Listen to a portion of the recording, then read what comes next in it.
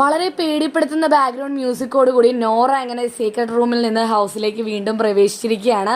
Full വെള്ള വേഷത്തിൽ മുടിയൊക്കെ ഫ്രണ്ടിലേക്ക് ഇട്ട് ഒരു പ്രേതത്തെ പോലെ തന്നെയാണ് വന്നിരിക്കുന്നത്. ആക്ഷനും കയ്യും ഒക്കെ ഒരു പ്രേതത്തെ പോലെ തന്നെ നടപ്പും കാര്യങ്ങളൊക്കെ.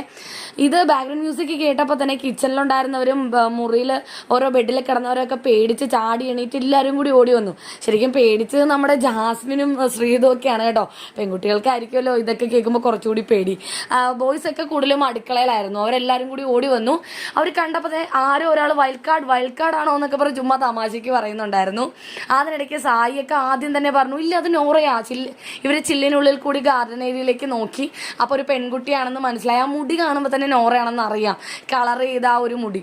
അപ്പോൾ സായിയൊക്കെ വിളിച്ചു പറയുന്നുണ്ടായിരുന്നു, അത് നോറയാ. എല്ലാവർക്കും നോറയാണെന്ന് ചില്ലിനുള്ളിൽ കൂടി നോക്കിയപ്പോൾ തന്നെ മനസ്സിലായി കേട്ടോ. അടുത്തേക്ക് ചെന്നു. സായിയൊക്കെ അടുത്തേക്ക് എന്നിട്ട്, ഡി മതി നിന്റെ അഭിനയം, നല്ല ഒന്നാന്തര അഭിനയം, നിന്റെ വെപ്പുമുടി കണ്ടാലേ അറിയാം നീയാണെന്ന് എന്നൊക്കെ തമാശ രീതി പറഞ്ഞു. അപ്പോൾ നോറയാണെങ്കിൽ ചിരിയോട് ചിരിയായിരുന്നു കേട്ടോ.